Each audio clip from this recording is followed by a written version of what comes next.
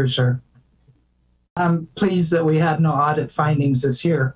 And so these will just be the next goals that we'll work towards. Yeah, we're looking to next year have this slide blank.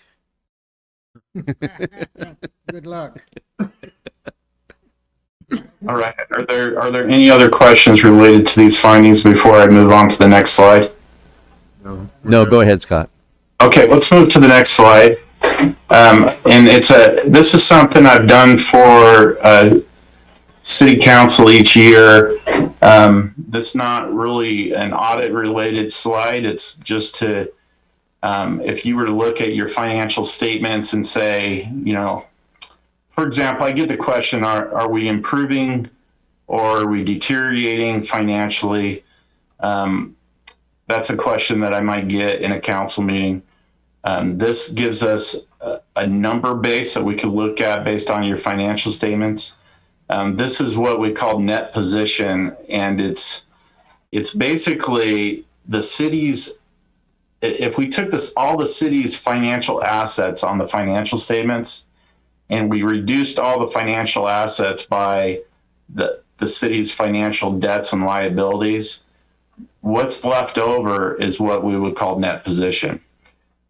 So this is governmental activities, business type activities, which are your utility funds, and then total. And the idea is as net position increases, it's a indicator of improvement. If it decreases, it's an indicator of deterioration. And if we look at this between 19 and 20, they're two comparable years, net position increased in total by $4.7 million. Some of it is related to just governmental activities, general fund, different streets funds, grants funds. That increased the majority of it, 4.2 million. The net position increase for business type activities of 466,000. And some of those things come from you know, for example, the road bridge in which monies were received from the state, and at June 30 was not really expended. It would be increasing your governmental activities for that amount. When you get a grant, it increases your total net position. And in addition, just having you know, a good year in budgeting, receiving additional city sales tax, and having a good budget of expenditures where those things can increase your net position as well. So it looks good. Your net position has increased in 1 year by $4.7 million. And so that's definitely a show of improvement. That was my last slide. The next slide just says, I think, any questions. Does anybody have any questions? We're all good. Yeah, that's good. Yeah, no, it's a, like I say, we're healthy. I think that's we're surviving. I do have one question. Okay. In another organization that I'm involved with, there was some concern that because we did better than we anticipated through the pandemic, that there might be a request to return some of the money that was given to help us through it. Is there any risk that could happen at the municipal level? To return some of the monies that were received related to like AZ CARES monies? Yes. I mean, and the question is, would there be a concern? Well, the idea was that we would have a shortfall because of the reduced economic activity. So therefore, we were giving funds to help us, you know, bridge that gap. And it ended up, we didn't actually end up having a gap after all. We actually had a little bit of surplus with the help. So the concern was, with the surplus, would they want it back? Right. And so I don't think anybody's going to be asking for any of it back. First of all, remember, this is a June 3rd.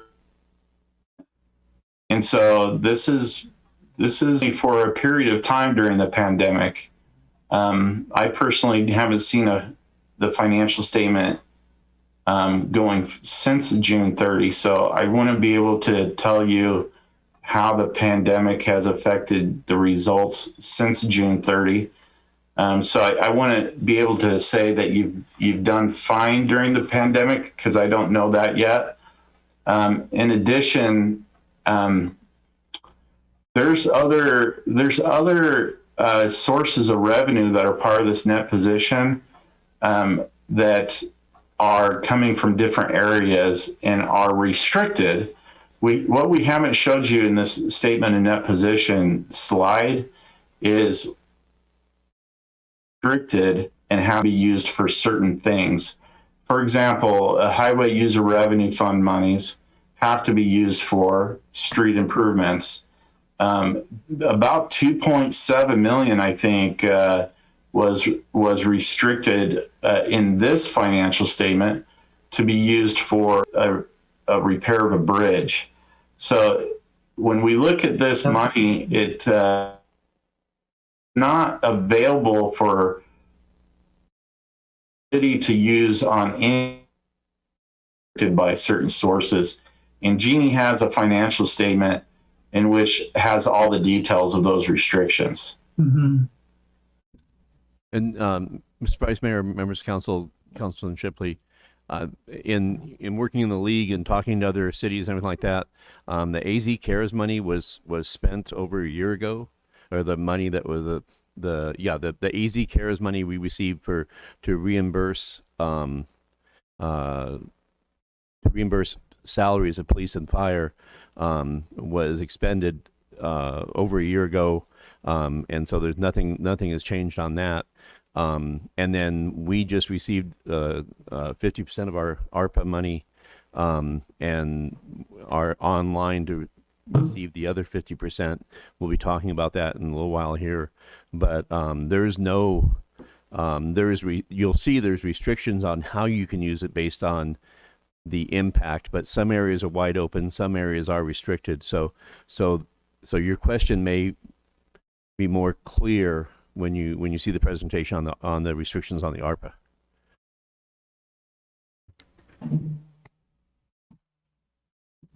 Good? Okay. That's it. So, and Mr. Vice Mayor, members of council, this is a presentation. There's no required action, other than we will get the binders out. And if there's additional questions after looking at that, feel free to contact me, and we'll take whatever steps we need to make sure that all council has their questions answered.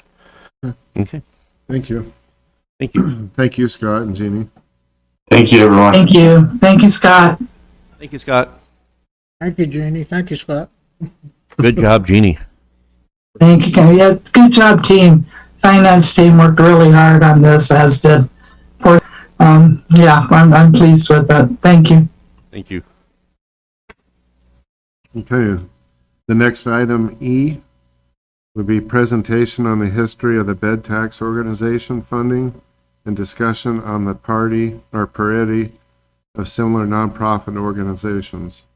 Paul? And so this presentation is a result of request by Councilman Shipley, primarily on the Historical Society, the Gila County Historical Society, and the shares of the bed tax. Before we get to our guests to talk about this, I'd like to just have Linda do an overview of bed tax in general. And then we'll kick it to your council member, to your question, and then a couple follow-ups. Thank you. Good evening, Mayor and Council. I don't have a fun and exciting prop for this one, but we do have a we do have a PowerPoint. So I gave this presentation at the conference that we got back from 2 weeks ago, the Arizona Rural Policy Forum, and was asked to be on a panel with other communities that are using the bed tax and organizations and their work that they do to increase tourism for us here in the city of Globe. And these amounts were decided upon by the bed tax organizations in 1993, and it went into effect in 1994. The EDC and the Chamber each received 22.5%, Cobra Valley Center for the Arts 20%, the Downtown Association 20%, and the Gila County Historical Society receives 15%. And their board president, Mr. Perry, is here tonight to talk about why, and this comes back to a question that Councilman Shipley had brought up, why are they getting less than the other 4 bed tax organizations? And the short answer is they decided themselves. This was a agreeable distribution. So when it was established in 94, it was set at 5%. And then in 1999, the motel and hotel owners came back to the city and made a case that they were seeing decreased activity because of our bed tax being so high at that time. And it actually, at that time, it was high for not just a rural community, but any community in Arizona. And so council agreed to decrease that to 4% with a with a restricted window. So it was set for 2 years. And then in the year 2000 to current, that year is off a little bit. So that's 98 to 2000 at 4%, and then 2000 to now is 3%. So these are our bed tax amounts that we've collected in the past four years. As you can see, we've seen an increase except for 1920, but then in